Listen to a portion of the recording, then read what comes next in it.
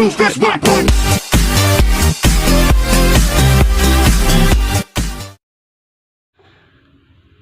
Assalamualaikum warahmatullahi wabarakatuh. Kami dari kelompok 4 akan mempresentasikan hasil makalah kami dengan judul Pentingnya Pelatihan Karyawan, Prinsip Pembelajaran, dan Kualitas Kurikulum Pelatihan. Nah, untuk mengefisienkan waktu, marilah kita masuk ke pembahasan awal. Terlebih dahulu yaitu definisi tentang pelatihan. Nah, menurut Armstrong, dalam QWERTY 2012, ia mengatakan bahwa pelatihan dapat merujuk pada praktek melengkapi karyawan dengan keterampilan, pengetahuan, dan kemampuan dengan tujuan membangun kemampuan organisasi dan meningkatkan kinerja organisasi. Nah, sedangkan menurut Sikula tahun 2011, ia mengatakan bahwa pelatihan merupakan sebagai proses pendidikan jangka pendek yang menggunakan cara dan prosedur yang sistematis dan terorganisir. Nah, para peserta pelatihan akan mempelajari pengetahuan dan keterampilan yang sifatnya praktis untuk tujuan tertentu. Nah, berdasarkan definisi pelatihan tersebut, maka dapat kita simpulkan bahwa pelatihan dalam hal ini adalah proses pendidikan yang di dalamnya ada proses pembelajaran dilaksanakan dalam jangka pendek yang bertujuan untuk meningkatkan pengetahuan, sikap, dan keterampilan sehingga mampu meningkatkan kompetensi individu untuk menghadapi pekerjaan di dalam organisasi sehingga tujuan organisasi dapat tercapai. Nah, selanjutnya yaitu kita masuk di faktor-faktor yang mempengaruhi pelatihan.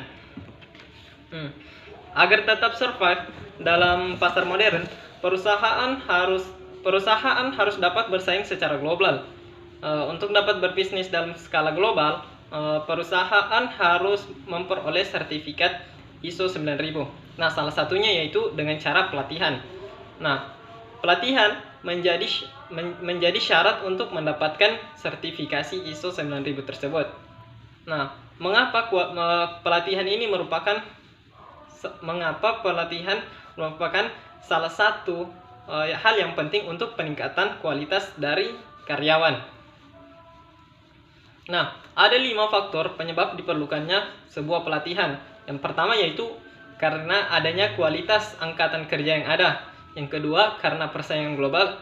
Yang ketiga, perubahan yang cepat dan terus-menerus. Yang keempat, masalah-masalah alih teknologi. Dan yang kelima adalah perubahan keadaan demografi.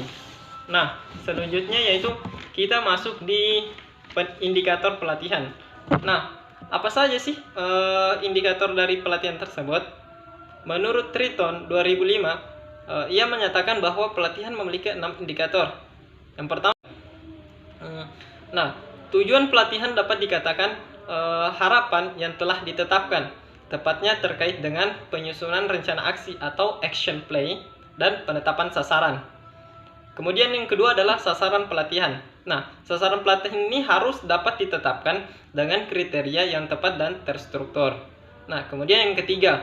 Nah, kalau kita melihat atau mengingat pelatihan berpatokan pada peningkatan skill, maka kalau kita memilih para pelatih itu harus pada saat kita memilih pelatih, maka pelatih yang terpilih itu untuk memberikan materi pembelajaran harus benar-benar memiliki kualifikasi yang sangat baik dan yang mumpuni sehingga sesuai dengan bidangnya. Mereka harus profesional dan berkompeten. Nah, yang keempat yaitu metode. Metode pelatihan akan lebih menjamin berjalannya kegiatan pelatihan sumber daya manusia yang efektif apabila sesuai dengan tipe materi dan kemampuan dari peserta pelatihan tersebut. Nah, yang kelima yaitu materi.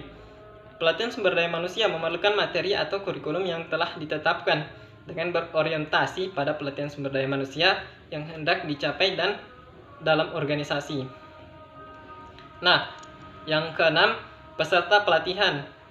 Peserta pelatihan tentunya harus diseleksi terlebih dahulu berdasarkan persyaratan tertentu dan kualifikasi yang telah ditetapkan dan diselenggarakan oleh organisasi. Baiklah, di sini saya akan menjelaskan tentang tujuan dan manfaat pelatihan. Menurut Mukjizat dalam kurung 2019, pelatihan mempunyai tujuan sebagai berikut. Pertama, untuk meningkatkan keahlian karyawan sehingga tugas yang diberikan karyawan dapat diselesaikan dengan mudah dan efektif. Yang kedua, untuk mengembangkan sikap agar dapat menimbulkan kemauan dengan teman pegawai dan juga dengan pemimpin.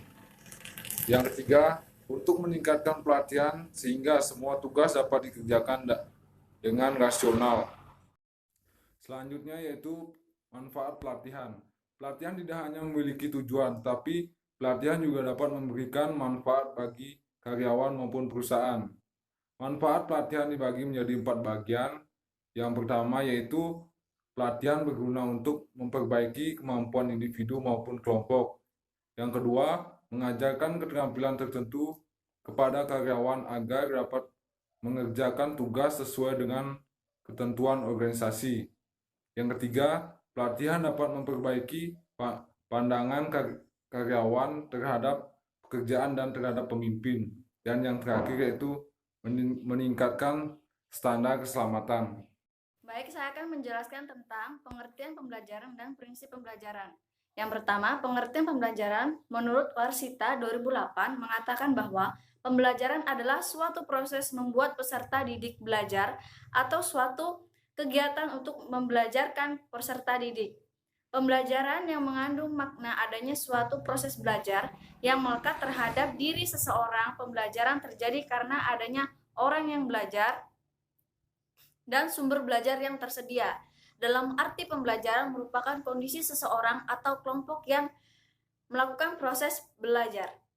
Saya akan menjelaskan tentang prinsip pembelajaran, yaitu ada 7. Yang pertama, prinsip perhatian dan motivasi. Perhatian dalam proses pembelajaran memiliki peran yang sangat penting sebagai langkah awal dalam memicu aktivitas-aktivitas belajar. Untuk memunculkan perhatian siswa, maka perlu kiranya didukung sebuah rancangan bagaimana menarik perhatian dalam proses pembelajaran. Yang kedua, prinsip keaktifan.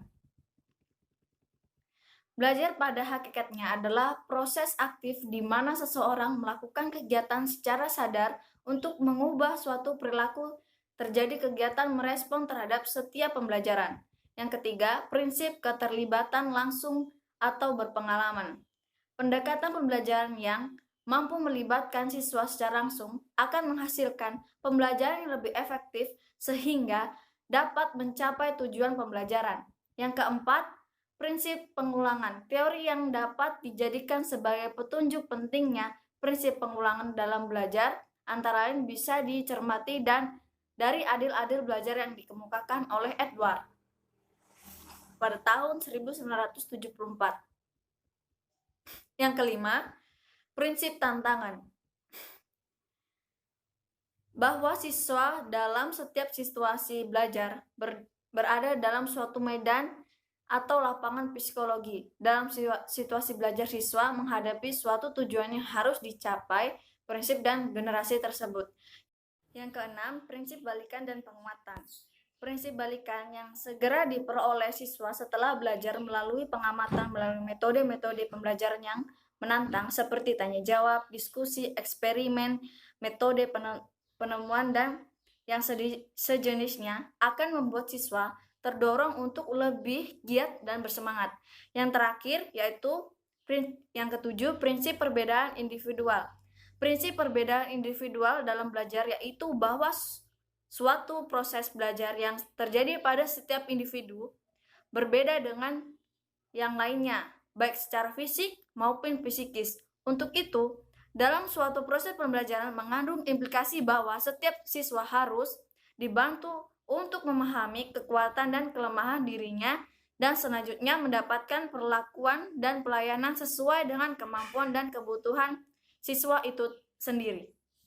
Baik, saya akan melanjutkan materi selanjutnya yaitu kurikulum pelatihan kualitas, di mana kurikulum pelatihan merupakan sekumpulan materi yang digunakan sebagai acuan pembelajaran, metode, serta desain untuk mencapai tujuan organisasi.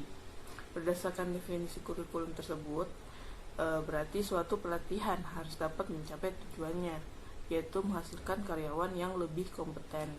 Ada beberapa contoh metode dalam kurikulum atau silabus pelatihan yang sering digunakan, yaitu yang pertama on the job training, yang kedua demonstrasi, yang ketiga ruang kelas, di mana on the job training atau program pelatihan untuk karyawan baru dengan memberikan langsung pekerjaan yang menjadi tugasnya dan diarahkan oleh penyelia perusahaan.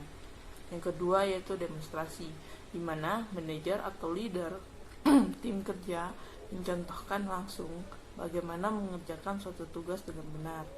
Yang ketiga yaitu ruang kelas, di mana pelatihan dilakukan dalam suatu kelas atau ruangan tertentu dan transfer ilmu dari trainer ke peserta menjadi lebih fokus.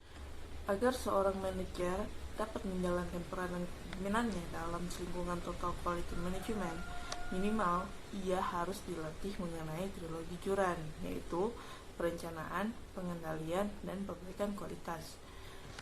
Kurikulum tersebut secara ringkas saya uraikan. Yang pertama, pelatihan perencanaan kualitas, di mana mencakup topik-topik yaitu pertama, manajemen strategik terhadap kualitas.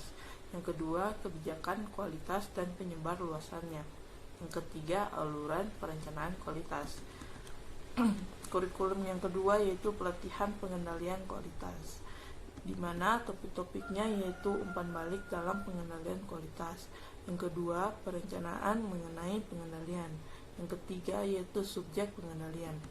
Kurikulum yang terakhir yaitu pelatihan perbaikan kualitas, di mana topik-topiknya mencakup yang pertama, dewan kualitas dan tanggung jawabannya.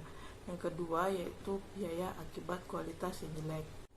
Baik, saya akan menjelaskan materi yang terakhir, yaitu hubungan antara pentingnya pelatihan karyawan, prinsip pembelajaran, serta kurikulum pelatihan terhadap TQM. Seperti yang kita ketahui bahwa pendidikan dan pelatihan adalah pemberian kesempatan kepada pegawai untuk belajar dan menambah pengetahuan yang mereka miliki. Namun masih terdapat perusahaan yang menutup mata terhadap pentingnya pendidikan dan pelatihan. Karena mereka beranggapan bahwa perusahaan bukanlah sekolah, yang diperlukan adalah tenaga kerja terampil siap pakai. Jadi, perusahaan-perusahaan seperti itu hanya akan memberikan pelatihan sekedarnya kepada para karyawannya. Kondisi seperti ini menyebabkan perusahaan yang bersangkutan tidak berkembang dan sulit untuk bersaing dengan perusahaan lainnya, apalagi dalam era persaingan global saat ini. Sedangkan dalam organisasi atau perusahaan yang menerapkan TQM, pendidikan dan pelatihan merupakan faktor yang fundamental. Setiap orang diharapkan dan didorong untuk terus belajar. Dalam hal ini, berlaku prinsip bahwa belajar merupakan proses yang tidak ada akhirnya dan tidak mengenal batas usia. Dengan belajar, setiap orang dalam perusahaan dapat meningkatkan keterampilan teknis dan keahlian profesionalnya. Demikian pemaparan dari kelompok 4, kurang dan lebihnya kami mohon maaf dan saya akhiri. Wassalamualaikum warahmatullahi wabarakatuh. I'll be chasing